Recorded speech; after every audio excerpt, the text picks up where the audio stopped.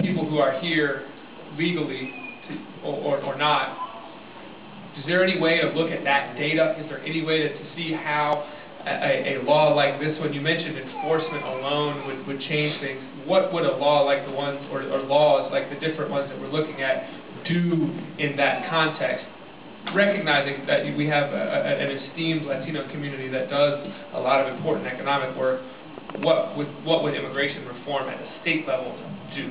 Well, let's look at some numbers. And I'm sorry. Very briefly. Fundamentally, the Georgia Latino population is estimated close to about 1 million. Census numbers are going to be coming out any day, and that breakdown will come out even further.